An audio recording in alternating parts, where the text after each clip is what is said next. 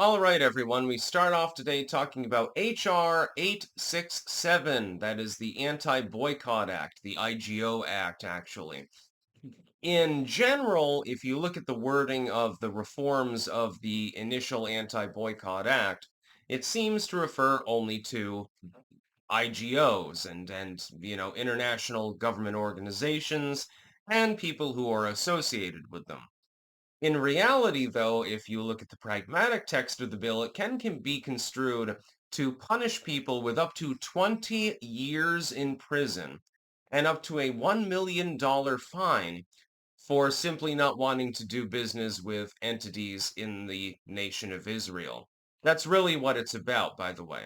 It has nothing to do with any other nation. Only once Israel began being boycotted by various countries and various non-governmental organizations and IGOs as well, only then was this text actually put forth. I find that rather telling, honestly. I find that I'm noticing that this is a little bit odd. Now, don't you? Here's the thing. Americans have the freedom of association, whether they're operating in an individual capacity or in a business capacity or any other capacity. Now, if you're taking federal money, that's a little bit different. Suspending federal money for a group that is boycotting a foreign nation that you perceive of, at the government level, of course, as an ally, that would be legal. There's nothing illegal about that. We may find it wrong, we may disagree with it, but it's not outright unconstitutional. But to punish somebody who is selling bagels because they would prefer to get the bagels not from Israel or something like that, rubs me the wrong way. So I stand against this bill. And by the way, so do most of the MAGA Republicans. Marjorie Taylor Greene came out against this bill just this morning. Um, Good on her. Absolutely the right decision to make.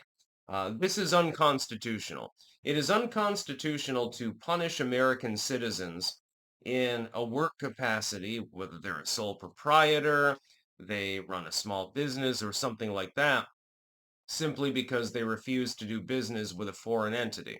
Effectively, what this means is that if another nation is not boycotted directly by the United States federal government, you have to do business with them. You must of necessity buy their products.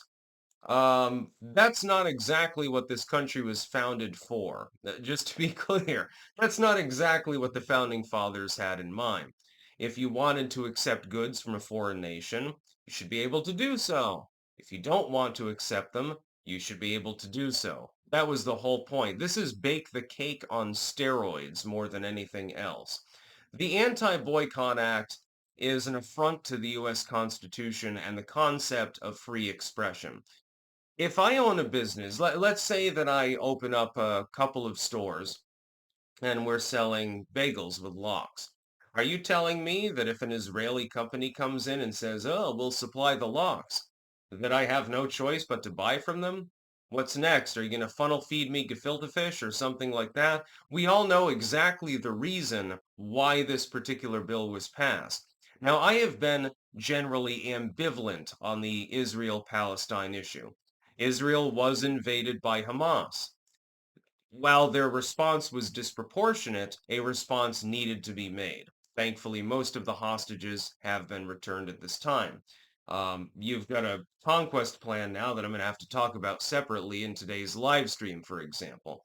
But Israel was justified in responding to Hamas terrorism. Absolutely. Nobody, well, I mean, some people will discredit this concept, but not many people. Not many sane individuals discredit the concept that Israel should be able to defend itself. That being said, other people may have different opinions. And in the free world, we are allowed to have those opinions, act upon them, vote our conscience. We do not have to do business with companies that are associated with, for example, the nation of Israel, any more than we should be forced to do business with companies associated with anyone else. Nor should people in other countries be forced to associate with businesses and do business with them that are US based or something like that, or that they're federally funded in some manner, some subsidized in some aspect.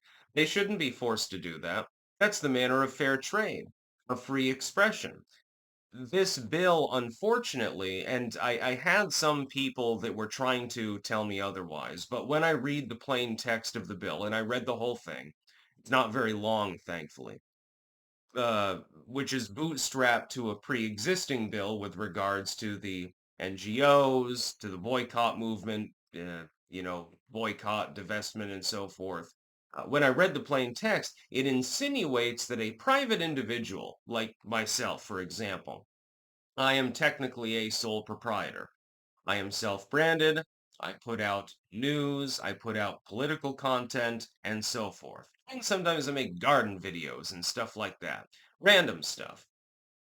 It appears that if I were to spurn an Israeli-based company for any reason that wanted to sponsor me, that I could get in serious trouble and have felony charges against me.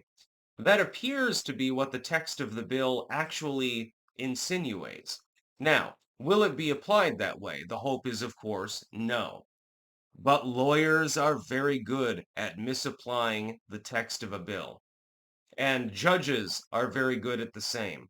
You can sort of construe things a little bit. Now, well, this says individuals. Well, that means any individual. Doesn't matter if you're engaged in commerce. Oh, you mean that you didn't want to give your Jewish neighbor a bagel? Well, that could be a big problem, apparently. You could face 20 years in goddamn prison, apparently, for that. This bill is an abomination, thankfully has been shelved, should be permanently deleted from record entirely and expunged from the proceedings of Congress. It is quite clearly unconstitutional in every way, shape, and form. We've got most of the principled populists already having come out against it and saying, well, I'm not going to vote for it. And that's probably one reason why it got shelved. Because between the Democrats, which would be against this because they're pro-Hamas, and the Republicans that are pro-MAGA, which tend to be more skeptical of this kind of government power, thankfully, they had the votes to effectively block it in the House. This is a good thing, because I have a feeling that it would have probably otherwise passed, because the government is beholden to AIPAC more than anything else, and it's really, really sad to see. I think that the America First Republicans standing against it deserve a standing ovation for having done so. It's one thing to support the state of Israel. If you do, perfectly fine. I do not care. This is halfway across the world. Israel, Palestine, Jordan, Lebanon, Syria means nothing to me. The Levant has been on fire for thousands of years anyway, so there's nothing that we can do about it. But to punish people in the country itself for having a topical opinion or taking any topical action within their realm of free commerce because of their particular views on the situation quite clearly is wrong. I notice if you were to discriminate, and that term is used very, very much loosely these days, against somebody of Palestinian origin, I doubt that they would bring the same charges against you. Just saying, I've noticed that there is a little bit of a differentiation between the two. I think that we should wash our hands of the situation as Pontius Pilate wisely did and say, you're messed up. There's nothing that we can do about it. Fuck off. That's about all. Peace out.